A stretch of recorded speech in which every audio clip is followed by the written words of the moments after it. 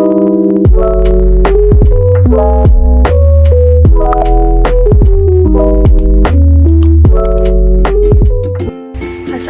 warahmatullahi wabarakatuh. Perkenalkan, nama saya Inka Mairani dengan NIM 210-16125. Saya dari kelas Ekonomi Moneter 1 EPB. Kali ini saya diberi kesempatan oleh Ibu Nurjanana untuk menyampaikan materi terkait masalah inflasi. Nah, inflasi sendiri adalah kenaikan harga barang yang dapat bersifat sementara atau berlangsung terus-menerus. Ketika kenaikan tersebut berlangsung dalam waktu yang lama dan terjadi hampir pada seluruh barang dan jasa, maka gejala ini disebut inflasi. Jadi, kenaikan harga pada satu atau dua jenis barang tidak dapat dikategorikan sebagai inflasi. Teori inflasi sendiri ini ada tiga. Yang pertama, teori kuantitas atau Irving Fisher.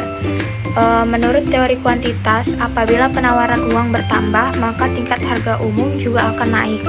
Hubungan langsung antara harga kuantitas uang seperti digambarkan oleh teori kuantitas uang sederhana mampu menerangkan situasi inflasi. Yang kedua, dari teori Keynes.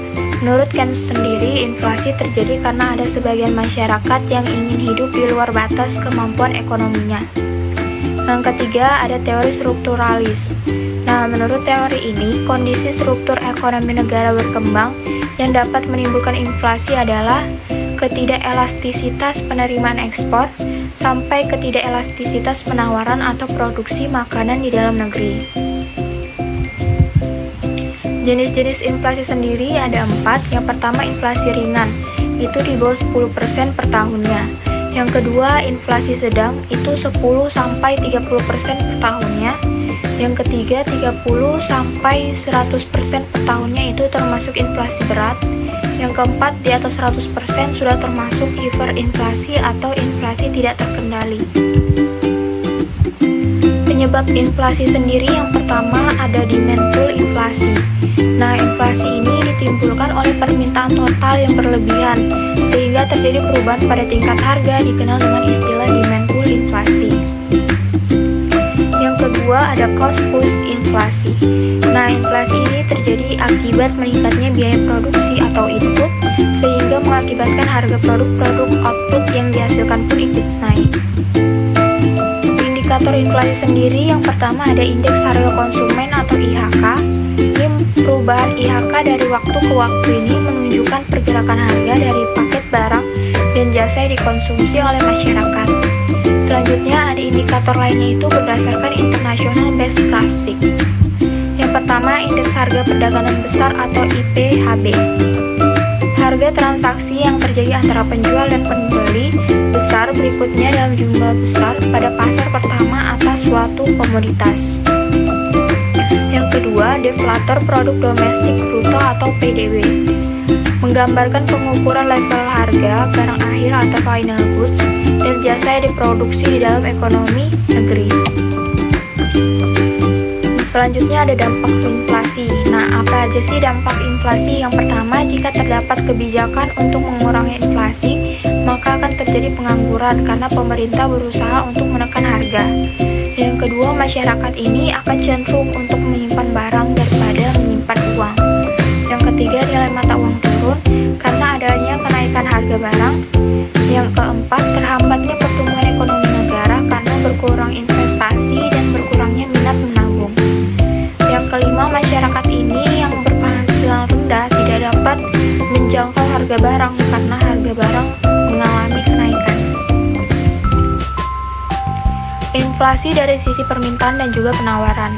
Nah, secara ekonomi, perubahan terjadi bisa disebabkan dari sisi permintaan atau demand dan juga sisi penawaran atau supply.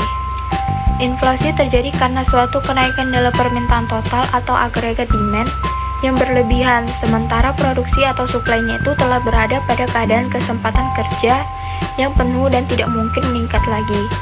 Sehingga penambahan permintaan hanya akan menyebabkan terjadinya perubahan peningkatan harga.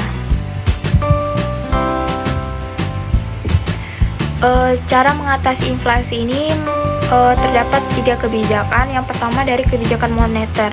Ini menyangkut kebijakan politik diskonto, open market, kas rasio, perubahan cadangan minimum. Yang kedua ada kebijakan fiskal.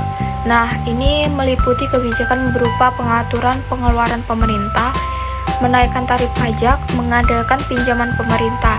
Yang ketiga, kebijakan non-moneter dan non-fiskal. Ini meliputi kebijakan berupa menaikkan hasil produksi, kebijakan upah, pengaman harga, dan distribusi barang. Contoh kasus inflasi. Nah, di Indonesia sendiri pernah terjadi inflasi hingga 500%. Itu terjadi pada tahun 1966. Pada masa sekarang, pemerintah menetapkan inflasi di bawah 10%. Namun dampak inflasi bagi masyarakat tidak semata-mata ditentukan tingginya tingkat inflasi. Namun juga kelompok barang maka akan berpengaruh besar pada masyarakat. Sebaliknya, jika hanya barang mewah yang mengalami kenaikan, maka hanya berpengaruh pada sekelompok kecil masyarakat. Jadi dapat kita simpulkan, inflasi adalah sebuah proses dari suatu peristiwa, bukan tinggi rendahnya tingkat harga yang dianggap tinggi belum tentu menunjukkan inflasi. Jadi inflasi sendiri adalah indikator untuk